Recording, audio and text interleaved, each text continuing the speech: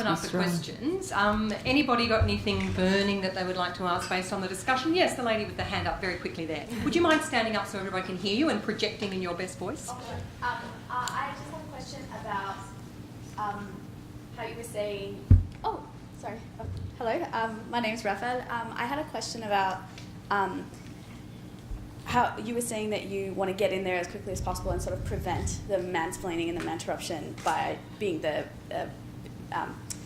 perhaps bully. In control of the, yeah. However, I feel like outside of like that specific situation, if I thought that it was the best case to just be assertive all the time and sort of just stop people from interrupting you, I would, and I would be happy to deal with the confrontation. The problem is, in my experience in any leadership position, I just automatically am called like a bitch and a control freak, and I feel like I'm wondering what you think about having that balance of like what battles you should fight, because I feel like it's not an effective thing for me when the entire team is against you if you're confrontational all the time. And you can't have the same battle every day. You just can't. You do have to pick your battles. Is the rest of the team guys, or is there... Oh, yes. In this example, yes. But even in this particular example, it's not even that it's exclusively men, it's that the culture is male-dominated, so even when I'm with women, the culture still resonates, and just the sort of general vibe that I'm a control freak like continues onward, because that's just sort of an accepted thing, and it's not really discussed, it's just I would say, I would listen to those words very carefully that they're trying to shut you down with, and say, are you trying to stop me talking? Because obviously I am not a control freak, I'm just trying to make a reasonable point. And challenge them on it without sounding like a control freak. But they're using language like, you know, bitch, or if they are actually using, you need to call them on that, because this is a professional. I mean, newsrooms are notorious for bad language and the rest of it. That's just kind of how we roll. But it's half the fun. It is half the fun. But you know, except when someone brings their kid in when. Yes, yes, very true. Yeah. But you know, I think if there's inappropriate language or inappropriate behaviour that's in that group, then you have a right to call that out in that situation, ideally. Or I don't know what your HR department is like, or whether you can have conversations with some people to kind of, how can you help me, walk me through this? But, you know, if people are swearing and calling you, you know, some of those names, or sort of saying you're just trying to control, then you have a right to be heard. So you might just want to think about who individually you can speak to, whether your HR department can help, whether some of the other women who aren't speaking up at the moment might feel the same way you do, that you can bring on board. It's a huge fight. It's a battle we've all been having for a very long time, and it's not over yet. I mean, maybe is there a male champion within your workforce somewhere? Because we hear a lot about male champions of change, and I don't see a lot of them, to be honest. I see a lot of publicity about them. I went to a white ribbon event one time that was entirely organised by women, and then the men got up at the end and said, isn't it fantastic what we've done? So, you know, we need to call this BS out. It's not always easy, I get it, but I also, if your environment is that bad, you might want to rethink being in that environment if it's not going to change, because you have a right to contribute, you have something to contribute, and it would be really, really unfortunate if you never got to contribute that.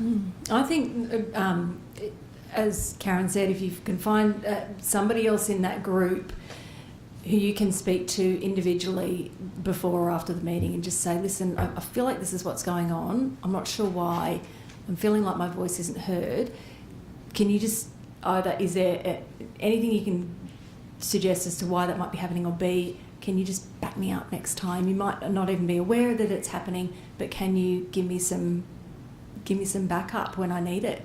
And then maybe next time, gradually, the dynamic might change in that environment. Also, if it's overt bullying, like if it's overt name-calling and bullying, well, then that absolutely has to be called out. Yeah. I'm certainly not downplaying name-calling and bullying. I just think if you've got someone who's a little bit more sophisticated than that, trying to shut you down by saying, you know, stop trying to control things or whatever, you can ask them that, put that language straight back to them and say, I don't think that is the real problem here. I think the problem here is you don't want to hear what I have to say. Like, just stand in your shoes solidly and know that you have every right to an audience and to a point of view. And the reason you're on that leadership group is because you earned the place there.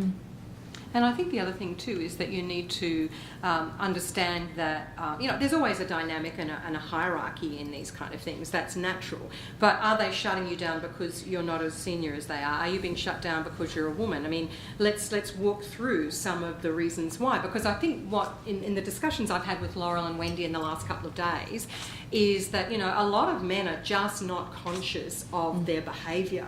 So they might legitimately think they are the greatest feminist and have no concept that they're constantly shutting down their partner or their female colleagues or talking over, or there's a whole lot of really ingrained unconscious bias here. So that's part of it too. So figure out what you think they're trying to shut down. Is it, because you're not as, or whatever it is. So have a little think about that as well. There was another question here. Yes, please. I think there's a microphone coming.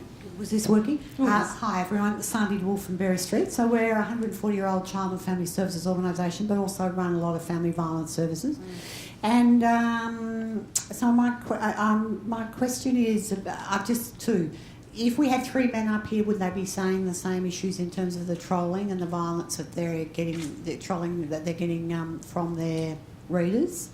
And I guess that the other part of it is, are there women who take a similar kind of, I think, violent approach?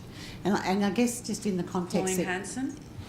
Yeah, no, but also in terms of your readers. So, so if you were a group of men, would this conversation even come up? And secondly, are some of the people who are appallingly rude and threatening, are they women? Some of them are Stockholm Syndrome women, definitely. So I have a Facebook page. It is so polite. It's so polite, and because obviously I'm a figurehead for the company when I'm on there sharing my stories. And you will get very nasty people occasionally saying nasty things. If I say, thank goodness for our gun laws, then it's open season.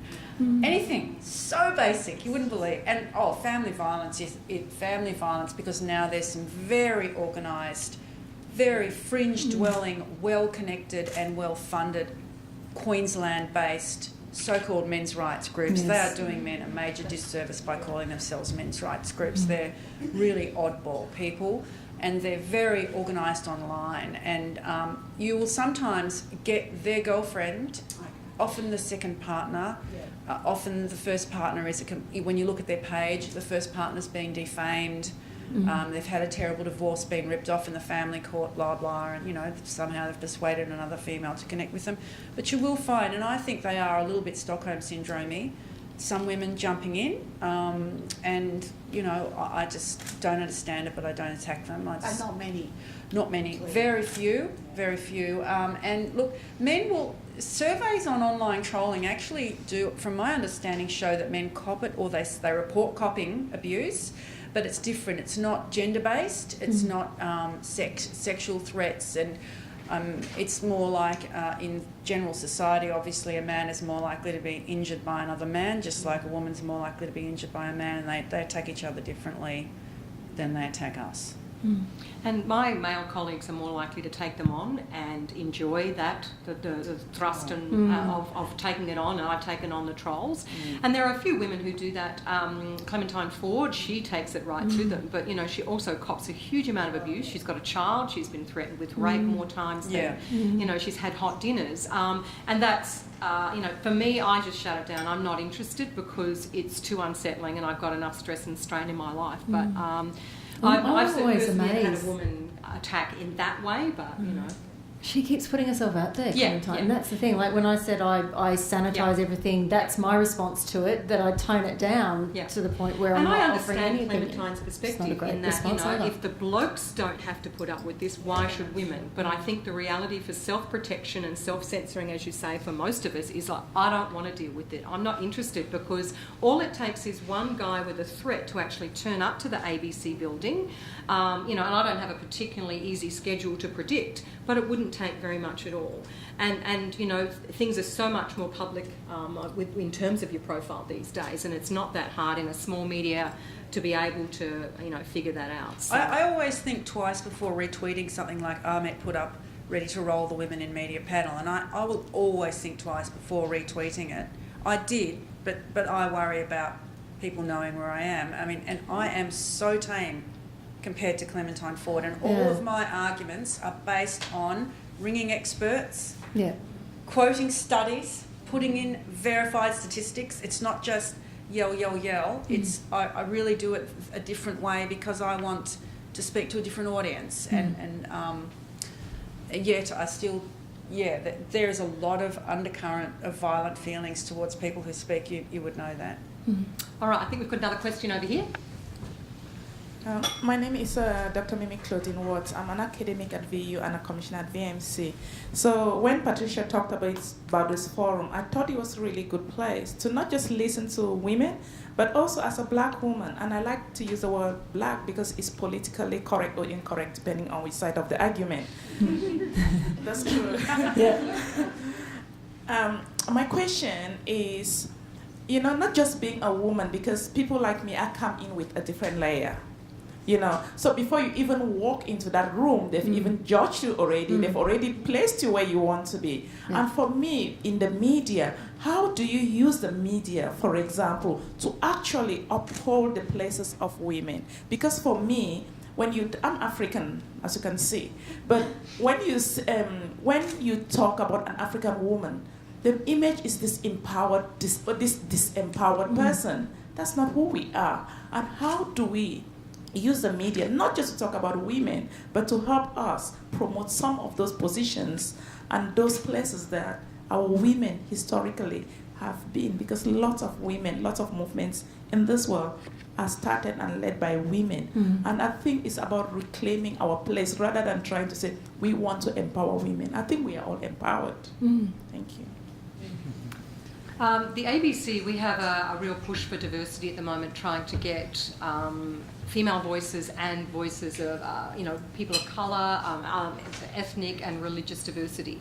It's really hard sometimes to try and find people who are willing to talk to you. So that's part of the problem, and not every story lends itself very well to that.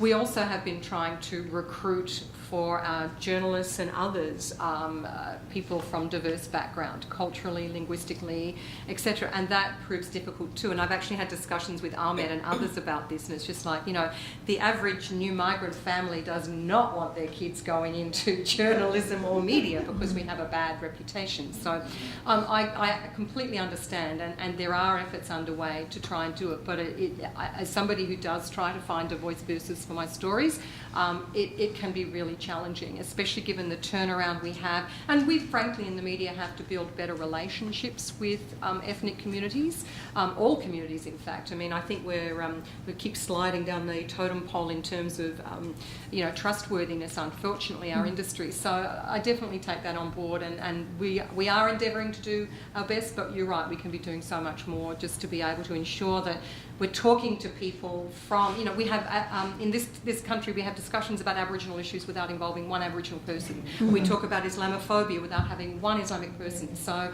we've got a real challenge ahead to fix that. I'll let the other ladies talk, and then if you can have a follow-up after that. I think you make a very good point, and I think there are a hell of a lot of stereotypes and cliches around African people, African women in particular, and that idea of them being, not having agency, that victim thing, and it really stinks. I would say I always go down to what is the most practical way to do something, to make a change or an impact. And I would say make relationships with people like me and tell us what we should be writing about. So whenever I have any spare time, I go and see someone at Women's Health Victoria or the Victorian Women's Trust or Brotherhood of St Lawrence or whoever just crossed my radar and say, what should I be writing about? What should I be trying to use my platform for? Because I don't have any guaranteed run. I got to pitch and fight and get stories in. But like, for example, I went to the Chief Commissioner's Youth Summit last week, and I heard an amazing young Iraqi girl called Salat Yohana speak about the challenges facing young people, migrant people in the city of Hume. And this morning we had coffee because I reached out to her and said, can I mentor you? Can I offer you anything? Can I give you any contacts? This is about human connections, I think. Like, I'm into that, do what you can where you are. And so I would say, there are people, the Mickey Perkins at The Age is fantastic, and just force yourself into the conversation. But I would also say I quite often am chief of staff in my newsroom, and so people pitch stories to me all the time.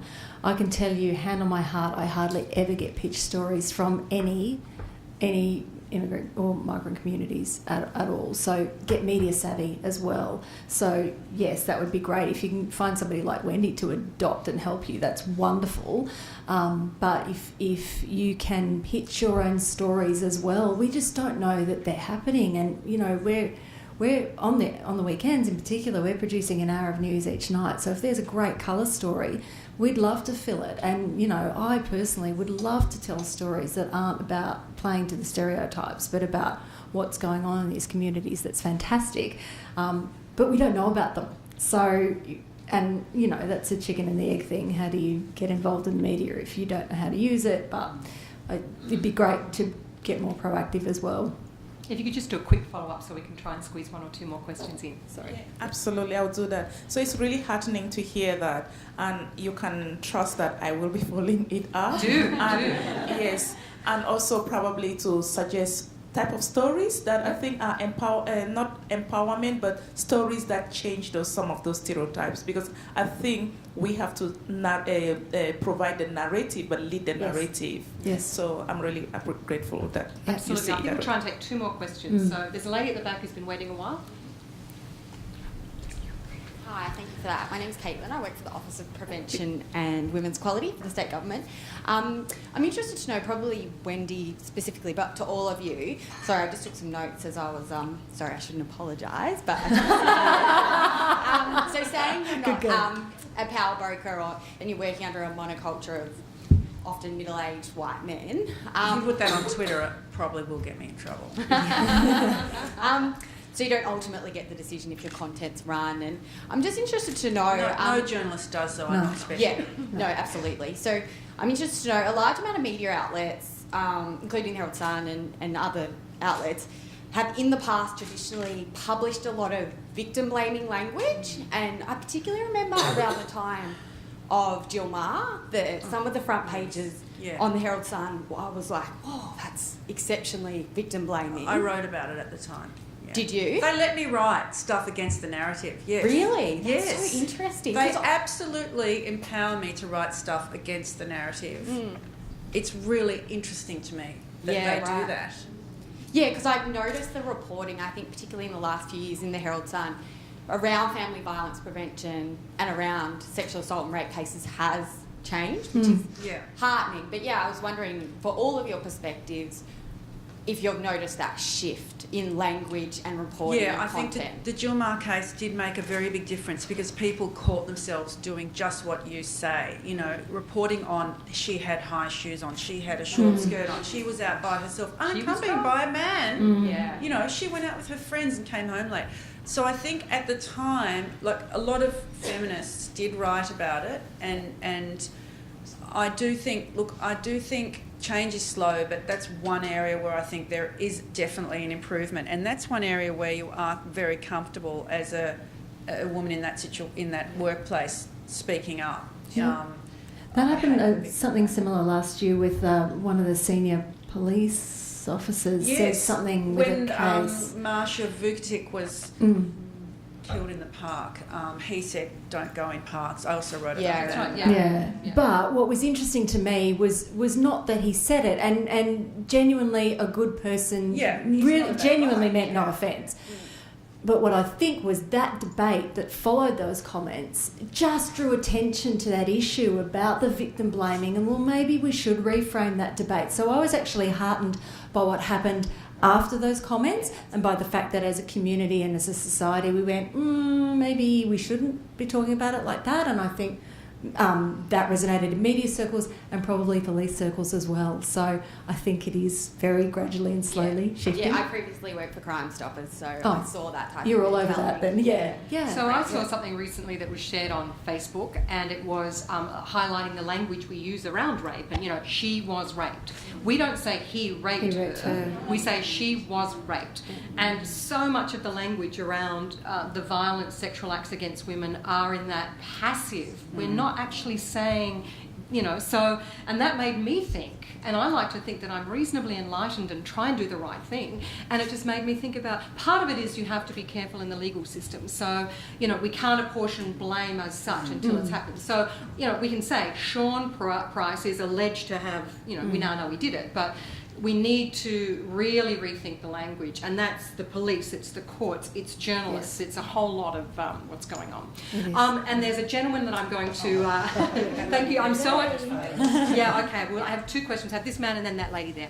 So, Michael, I was wondering how, as men, we could also help in this kind of situations... Oh, it's fine. In this kind of situations without, sounding patronizing. You just need to call out your colleagues. You need to say, hey, mate, that's not good enough. Or if you're in a situation like this young woman where she's been patronised, excuse me, hang on, I think we should hear her.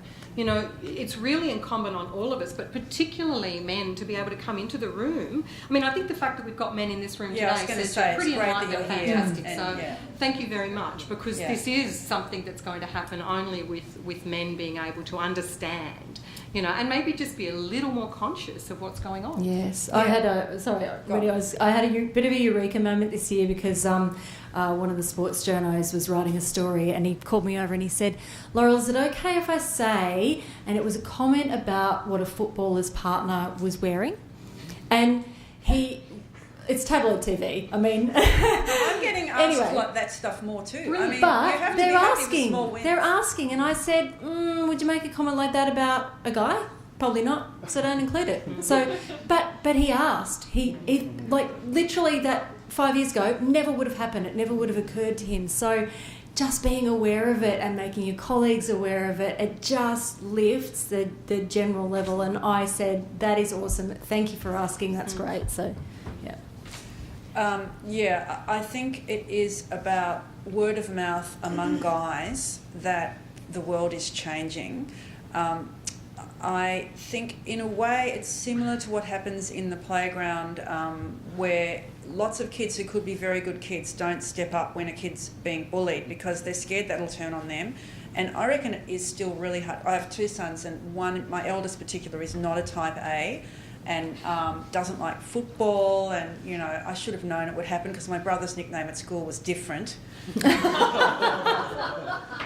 Didn't like football either and went to a school where, there are men, I believe, Australian men are still labouring under the weight of quite a lot of gender stereotypes too, and that there are some very limiting assumptions about what it means to be a man in Australia as well. And I think there is also the potential to be ridiculed if you're not that type of man still exists, and it's real, and I think it's hard to stand up to. I know that my kid left school feeling kind of burned by it, and now he's great after a long time. So I think that it's just it's an atmosphere where I think I should behave like this in general as a man or a woman. As a woman, I should be a pleaser. I shouldn't sound like a bitch or a control freak. As a guy, I should be this type of masculine man. I think in Australia we're a little bit backward on kind of a lot of fronts.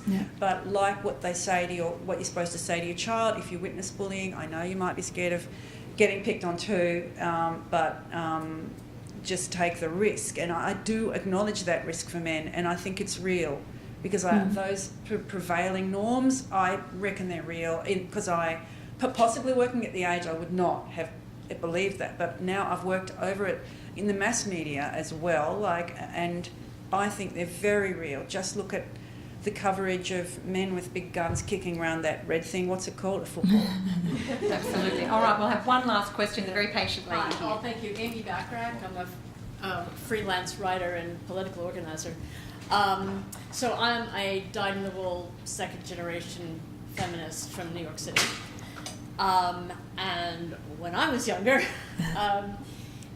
we didn't try to do it on our own. We tried to do it more collectively.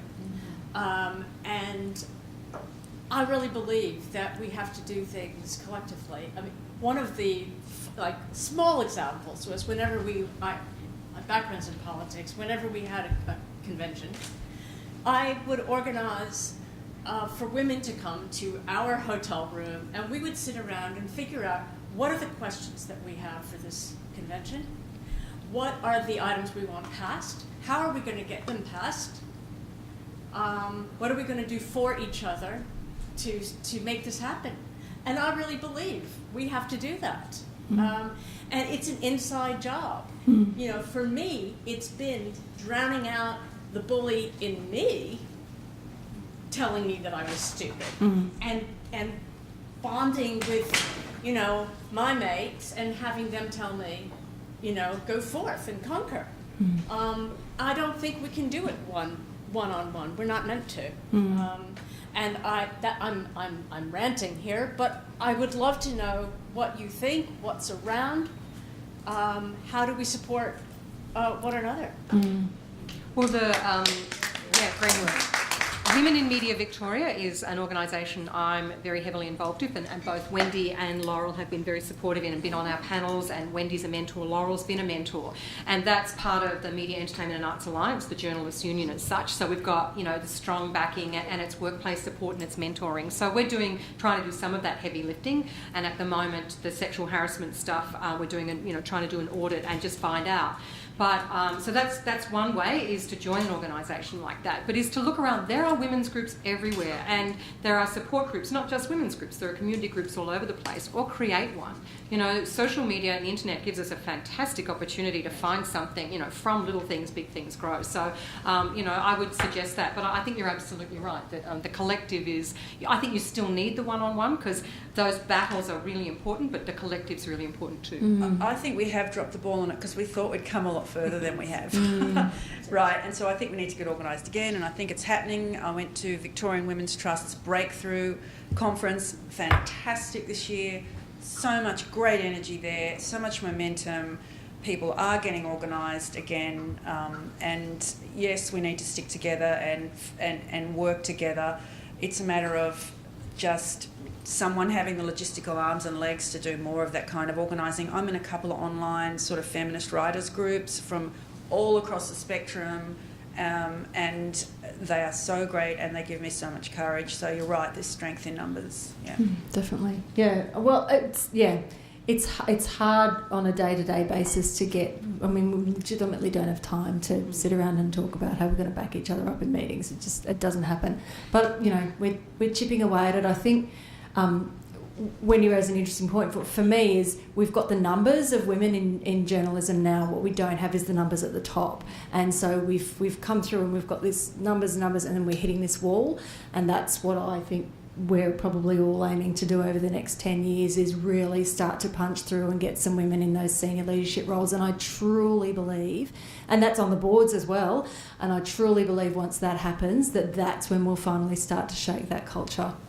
And I do think that, there is this real momentum at the moment. Women are angry when they're seeing the statistics of, how poorly they're, when their retirement, their superannuation is so much worse. The pay gap, the discrimination. There's an anger again, and I think this time there's, okay, well, we're going to do something about it. I mean, there's a whole lot of men hanging on for dear life, let's face it, and they will, but I think with the generosity of the other men around the place, with women and their the energy that they have, and we have an obligation to younger women, to the Mias of this world, to to leave something better behind and ensure that young women aren't dealing with some of the same crap we've had to deal with. That's right. And to end on a fluffy note, it should give us all a great sense of optimism that golf is dying.